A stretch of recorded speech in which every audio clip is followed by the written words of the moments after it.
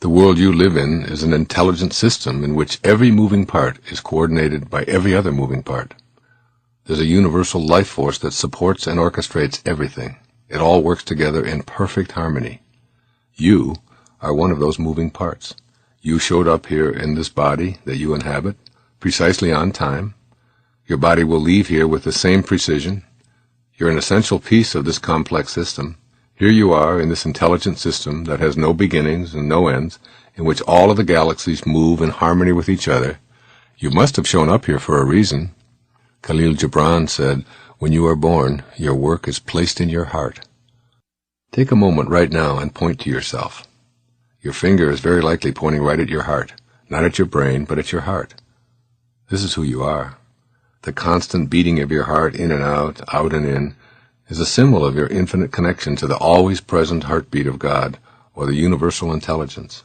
Your left brain calculates, figures things out, analyzes, and comes up with the most logical choices for you. It thinks. Your right brain represents your intuitive side. This is the part of you that goes beyond reason and analysis. It's the part of you that feels things, that's sensitive to love, that's emotional about what's important to you. Your right brain allows you to tear up as you hold your babies or bask in the beauty of a glorious day. Your left brain can analyze it, while your right brain lets you feel it. Pick a situation and ask yourself if what you know or what you feel is most important to you. Generally, what you'll take care of first depends on the situation and circumstances you're in. Your intellect can be figuring out exactly how you're supposed to act in a relationship when things are collapsing or when they're rapturous. And then there are times when what you feel will supersede what you know. If you are feeling fearful, scared, lonely, or on the other hand thrilled, loving, and ecstatic, these will be the dominant forces you'll act upon. These are the times when your right brain is right.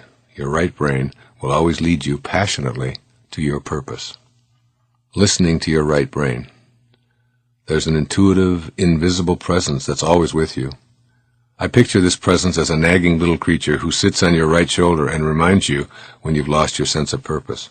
Listen to your invisible companion. Express the music that you hear and ignore what everyone else around you thinks you should be doing. As Thoreau put it, if a man does not keep pace with his companions, perhaps it is because he hears a different drummer. Let him step to the music he hears, however measured or far away. Be willing to accept that others may even see you as having betrayed them, but you haven't betrayed your music, your purpose.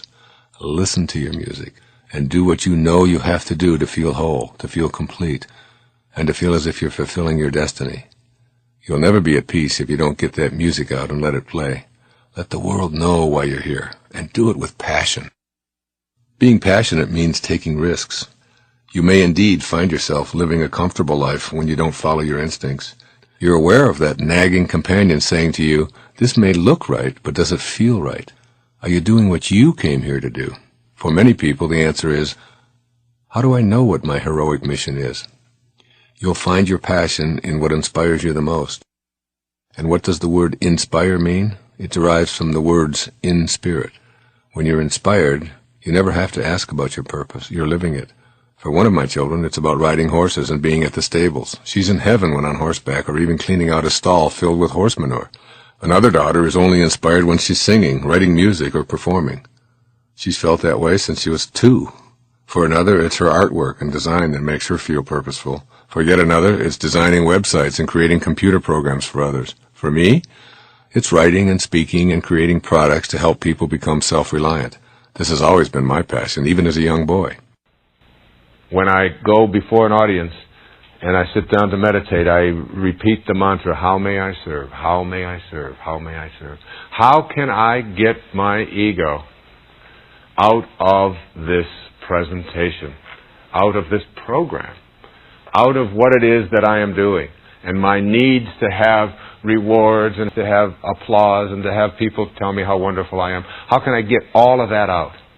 If you're a dentist, you can give a flower to every patient. You can call them in the evening and ask how they're doing, as my dentist always does. You can make your waiting room a place where people look forward to coming by putting in programs like this for people to listen to while they're being drilled on. It doesn't make any difference. If you're a cab driver, you can make your cab a place of service. You can do a little bit extra.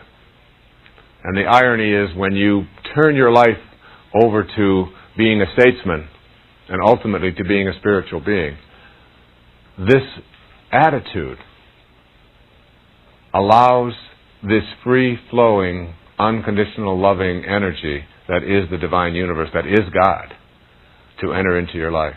And it just keeps going. You're just keeping the channels open, folks. That's all you're doing. You're just keeping it open.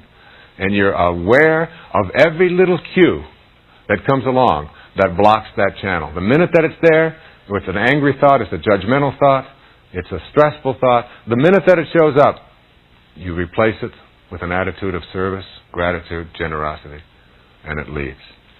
The part of you that knows, the part of you that is infinite, as the poet suggests, the part of you that is every place, is also in all that you would like to see show up in your life. And if you keep a generous, grateful, serving attitude, you'll never block it. Thank you.